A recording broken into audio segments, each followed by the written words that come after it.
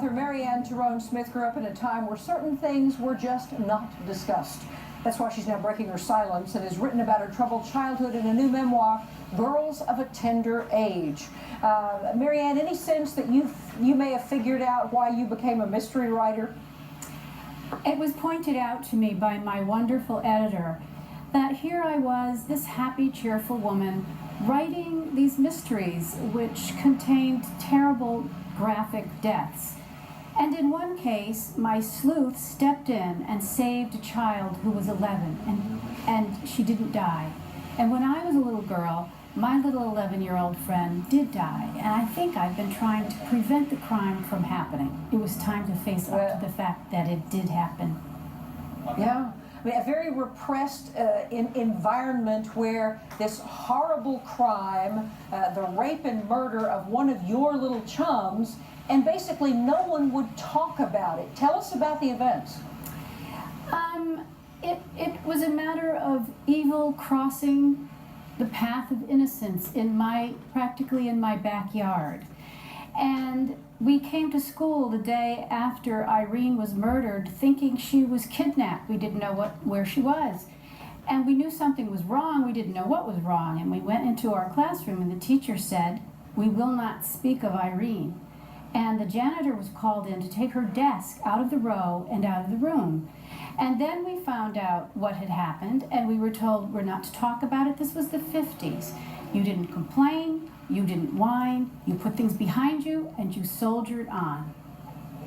And in fact, you were known even at that age to read the paper. Your father comes in and you look up from the paper, and what did you ask him? What did he say? Well, he tried to beat the paper home. The paper would come around 5:15, and he would get home from work around 5:30. And he did try to get home before the paper, and he didn't. So I was sitting there at the usual place where he would find me, normally reading Dondi in the comic strips.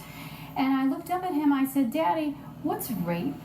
And he said, "Go to your room." So I went to my room, and a little while later, he called me downstairs again because it was dinner time, and I knew I was not to talk about this. And you've finally been able to tell this story in a memoir. And it really, there was something unique about that time that basically this little girl, in a sense, was wiped from your memory, wasn't she? She was really killed twice. She was murdered by a monster, and then she was silenced by the 50s. And suddenly I realized I didn't want to fictionalize this story. I felt a moral obligation to pay tribute to her. I mean, here I'm leading this fairly successful and happy life, and I thought, what would Irene have been if she'd been allowed to grow up? And I had to write about her and give her to everybody because she was a sweet, charming, lovely little girl. We only have about 30 seconds left, but what do you think the effect of those years and years of silence were on you, on her family, on others in that community? We had no idea of the effect it had. It's decades later, and her brother, Fred Federwitz, who is a hero, tells me now of people coming up to him and saying, "You know, I could have gone to the store with your sister that night, and if I'd gone with her, she probably wouldn't have been killed."